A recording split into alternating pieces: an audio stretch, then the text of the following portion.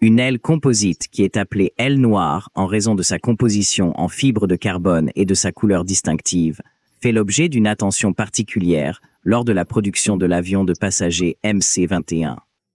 L'un des attributs les plus importants de ce modèle est cette aile. À l'heure actuelle, ce composant est produit dans l'installation aéronautique composite, exploitée par la société d'avions Uni en utilisant des matériaux domestiques.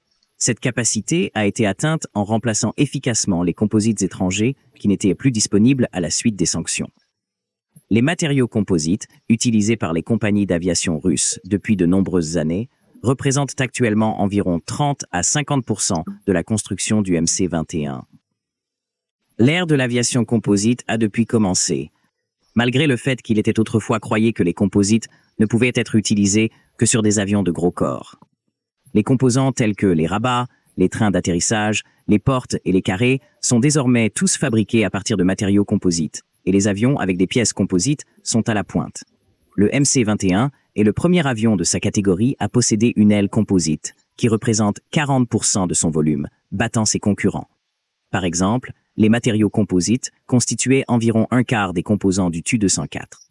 Durant les années 1990, des composites ont été utilisés pour construire des carrés, des volets, des trains d'atterrissage, des ports et d'autres composants du Sukhoi Superjet 100. Le nouveau avion de moyenne portée MC-21 a surpassé les autres avions domestiques dans cette course composite. Cet avion est le premier de son genre au monde et le premier en Russie à posséder une aile composite. Malgré le fait que les avions à carrosserie étroite sont les plus courants dans le monde, l'utilisation de matériaux composites est depuis longtemps limitée. Les concepteurs russes ont priorisé les avantages de l'aile noire pour les avions de moyenne portée tout au long du projet MC-21. Le développement d'une aile légère et d'une conception aérodynamique avancée permet d'économiser de manière significative les coûts de carburant.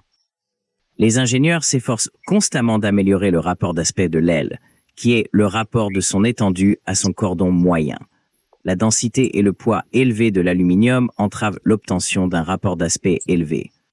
Le poids propre des structures devient une mesure significative, notamment dans la zone de la base des ailes, à mesure que sa longueur augmente. Le rapport d'aspect des ailes en aluminium dépasse généralement 8 à 9 fois, entraînant une charge importante. La fibre de carbone, un matériau à la fois léger et durable, permet des résultats encore plus impressionnants, comme le montre le MC-21, qui possède un rapport d'aspect de 11,5 pour son aile. L'aérodynamique améliorée entraîne une réduction de la consommation de carburant et une augmentation de la vitesse et de l'altitude de vol soutenue. Un avion de moyenne portée avec une aile en aluminium standard utilise environ 140 000 tonnes de carburant pendant sa durée de vie opérationnelle. Selon une analyse du coût du carburant, l'aile composite du MC-21 réduit la consommation de carburant de 6%, ce qui permet d'économiser plus de 11 000 tonnes de pétrole. L'aile composite pour le MC-21 a été développée par Aero Composite, une filiale de la société Urkey au sein de la société d'avions Rostex United. L'installation complète tout le cycle de production et livre un segment d'aile entièrement assemblé à l'installation aéronautique d'Irkoutsk. La production d'ailes composites est de la responsabilité de deux organisations du groupe composite Arrow. L'usine composite Flèche Ulyanovsk est responsable de la production de grands panneaux et spars, ainsi que de l'assemblage final. Les ailes, la mécanisation et certains assemblages internes sont fabriqués en Kazan par Capo Composite. Les composants composites sont produits en suivant principalement deux méthodes. La méthode initiale est la technologie d'autoclave conventionnelle. Cela implique la formation d'un pré-preg, un sandwich en fibre de carbone, qui est ensuite placé dans un autoclave et transformé en composants aéronautiques au cours de plusieurs heures. Les ailes, la mécanisation et l'assemblage de queues sont fabriqués par Capo Composite en Kazan. En utilisant cette technologie d'autoclave, diverses technologies peuvent être mises en œuvre pour fabriquer des composants aéronautiques sophistiqués.